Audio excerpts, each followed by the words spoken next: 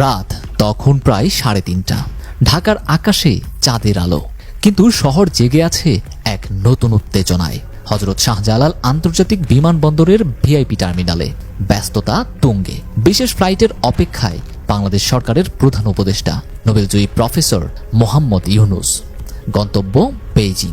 কিন্তু এই সফর কেবল দ্বিপাক্ষিক কূটনীতির অংশ নয়, বরং তার দক্ষিণ এশিয়ার ভূরাজনীতির এক নতুন অধ্যায়ের সূচনা। গত বছরের সেপ্টেম্বরে জাতিসংঘের সাধারণ অধিবেশনে ভারতের প্রধানমন্ত্রী নরেন্দ্র মোদীর সঙ্গে ইউনূসের সাইডলাইন মিটিং হওয়ার কথা ছিল, কিন্তু ভারত সরকারের পক্ষ থেকে নানা অজুহাত দেখিয়ে সেই বৈঠক বাতিল করা হয়। কূটনৈতিক বিশ্লেষকরা তখন অনুমান করছিলেন এই সিদ্ধান্ত ভারতের জন্য বিপজ্জনক হতে পারে। সেই আশঙ্কায় সত্যি হলো।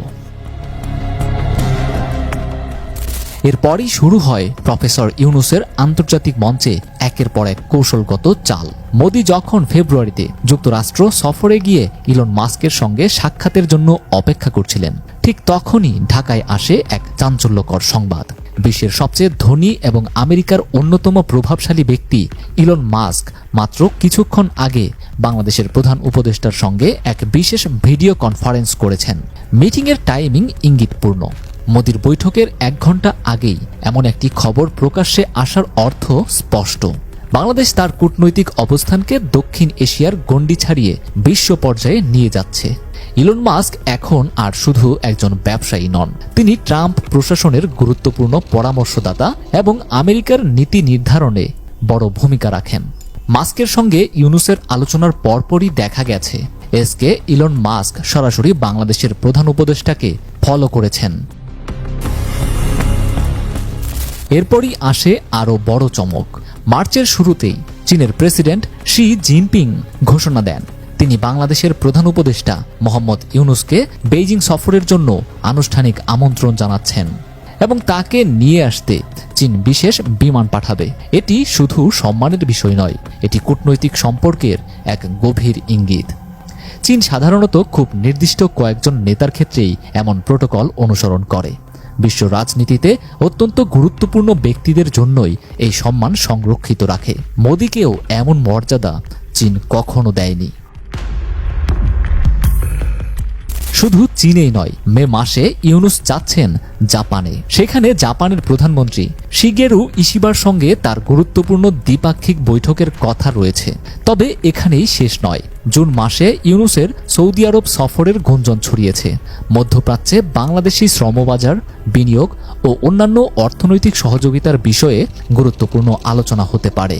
সৌদি আরবের ক্রাউন প্রিন্স মোহাম্মদ বিন সালমানের সঙ্গে ইউনূসের বৈঠকের সম্ভাবনা দক্ষিণ এশিয়ার কূটনৈতিক আলোচনায় নতুন মাত্রা যোগ করেছে।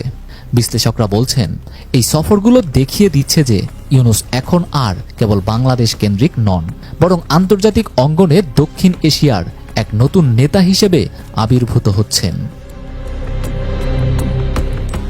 প্রশ্ন উঠছে, দক্ষিণ এশিয়ার সবচেয়ে বড় কূটনৈতিক খেলোয়াড় এখন কে, মোদি না ইউনূস?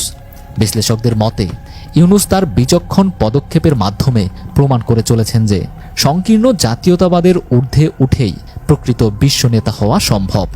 কেবলমাত্র আঞ্চলিক আধিপত্য নয়, বৈশ্বিক স্বীকৃতিই প্রকৃত শক্তি। ভারতের জন্য এটি একটি কঠিন বাস্তবতা। দক্ষিণ এশিয়ার ভূরাজনৈতিক চালচিত্র বদলে যাচ্ছে এবং ইউনূস সেই পরিবর্তনের কেন্দ্রে অবস্থান করছেন। চীন, জাপান, সৌদি আরব, এমনকি যুক্তরাষ্ট্রের মতো শক্তিধর রাষ্ট্রগুলোও তার সঙ্গে সম্পর্ক গভীরতর করছে, যা ভারতের জন্য বড় চিন্তার কারণ হয়ে দাঁড়িয়েছে। ভারত যদি এই বাস্তবতা বুঝতে দেরি করে, তাহলে তারা দক্ষিণ এশিয়ায় নিজেদের প্রভাব হারাতে পারে। আর ইউনূস দিন দিন নিজেকে দক্ষিণ এশিয়ার সবচেয়ে গুরুত্বপূর্ণ নেতা হিসেবে প্রতিষ্ঠা করতে থাকবেন। বিশ্লেষকরা বলছেন ভারত সম্ভবত বুঝতে পারেনি যে মোহাম্মদ ইউনূস শেখ হাসিনার মতো নন। হাসিনার সরকার এককভাবে ভারতের ওপর নির্ভরশীল থাকলেও ইউনূস আরও বড় মঞ্চের খেলোয়াড়।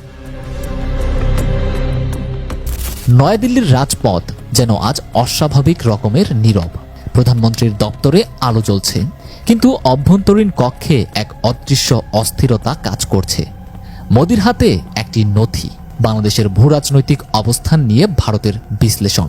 কয়েক মুহূর্ত চুপ করে থাকলেন তিনি, তারপর ধীরে ধীরে জানালার দিকে এগিয়ে গেলেন। বাইরে মেঘের গর্জন, প্রবল বর্ষণ শুরু হয়েছে। হয়তো প্রকৃতিও জানে দক্ষিণ এশিয়ায় এক নতুন দিনের সূচনা হয়েছে।